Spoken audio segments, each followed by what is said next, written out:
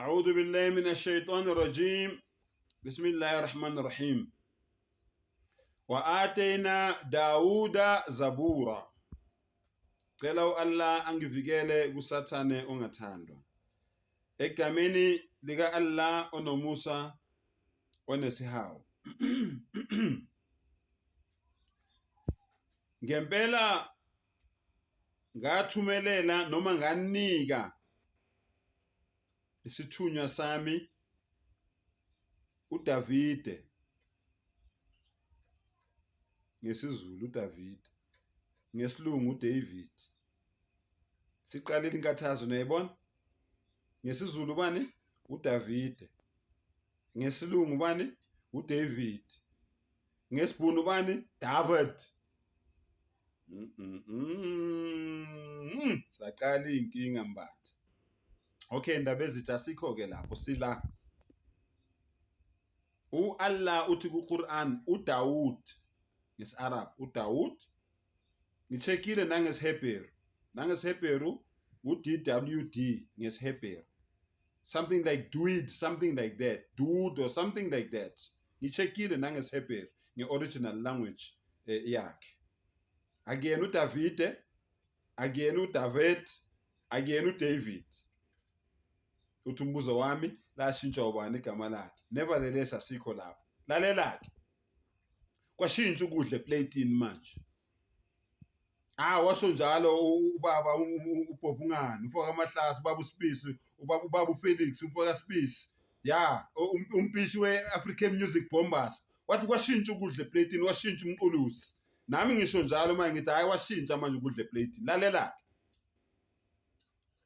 lo Davide lo okukhulunywa ngaye eBhayibhelini akuyena uDawud lo Allah athi wamnikeza izambulo esibizwa ngani ngezaburi akuyena ngiyakuphindela lo Davide lo uAllah akhuluma ngaye kwiQuran ukuthi ngamnikeza isambulo esibizwa ngani ngezaburi akuyena uDavide lesifunda ngaye eBhayibhelini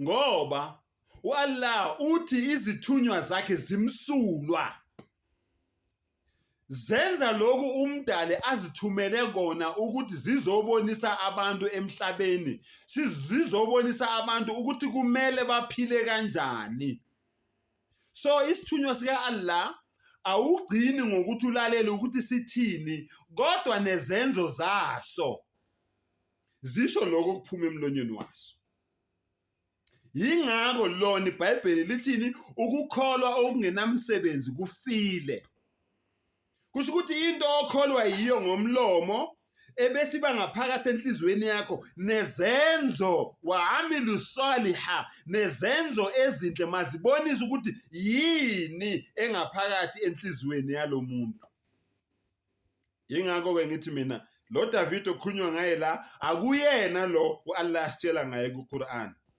nina makholwa yini ekumele nisitshele ukuthi uqhamukapi lo yizwa isizathu sami lo David lo okhulunywa ngaye eBhayibhelini wayeyirapist wayeumbulali ongenanembeza angikuphindele lo David lo okhulunywa ngaye la eBhayibhelini wayeyirapist wayeumbulali wayewumdlenguli eumbulali ongenanembeza mawungangikholwa vula incwadi kaSamuel 2 2 Samuel bese uya lapho kusahluko 11 wehle nayo ithi uDavide wathi ehamba kubalcony ophahleni kubalcony okay wathi mayebheka phansi wabona unkosikazi womuntu enqunu egeza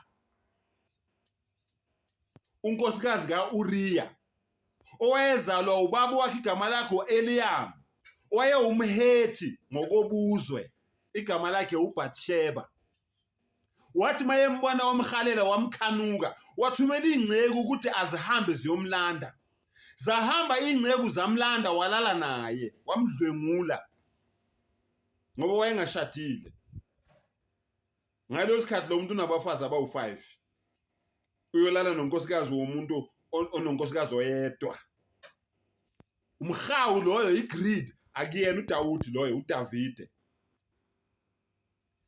Esekuzwileke lokho, esekwenzileke lokho, uma ebuya uUriya indoda yakhe ebuya empini, uyamtshela ukuthi akahamba yolala emzini wakhe. uUriya lutho akaya emzini wakhe, ulala la eduze komnyango wakhe. Angithi inkosi isotsha phela uUriya, akaya emzini wakhe. Uyazi wayekwenziswa yini lokho? Wayekwenziswa ukuthi ngoba ufuna ukusulela yena ngalesisu, ngoba uBathsheba wabuya watshela uDavide ukuthi sengikhulelwe. Manje ufuna ukumesulela ngalesisu lesi sikaDavide. Wabona uDavide ukuthi uma ngabe lento lene ingaziqhuma ukuthi ngempela uBathsheba ukhulelwe, sekuzofanele ukuthi manje kuthethwe lelicala leli, kungcono uUriya ngimbulale kuphele lelicala leli. Akuyena uDawudi loyo, uDavide.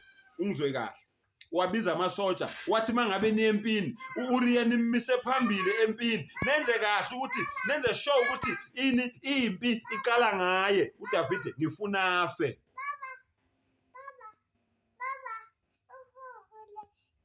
Okay, yes. Uyabona? uDavide ngifuna afe khona kuzophela lelicala leli. Niyabona ukuthi into yokubulawa kofakazi akusinde eqala manje, into endala ila eBhayibhelini. Akuyena ke akusona isithunywa sikaNkulunkulu lesi esenza ubufebe masiqeda bese sibulala indoda yalo esesimdlengulile. Akusona isithunywa sikaNkulunkulu. Ekugcineni ke la ifika inqede khona kokugcina ithi lokho kudlwengula lokho kula uBathsheba owazala uSolomon, kula kwazala khona inkosi uSolomon, owaba isithunywa sika Allah naye uSuleiman is a product of rape. Nalizwa kahle iBhayibheli maKristu noma nilizwa, uSolomon iproduct yani yokudlwengulwa kukama wakhe. Bafowethu, vulani ingqondo. Benginibonisa nje ukuthi akuyena lo Dawudi Allah akhuluma ngaye eBhayibhelini. Lo Davide lo mina angimazi. Nina amaKristu ningasitshela ukuthi waqhamuka phi lo Davide lo onobunja obunje, ononya olufana nalento eyenziwa lo Davide lo okhulunywa ngaye la eBhayibhelini. Angibonga.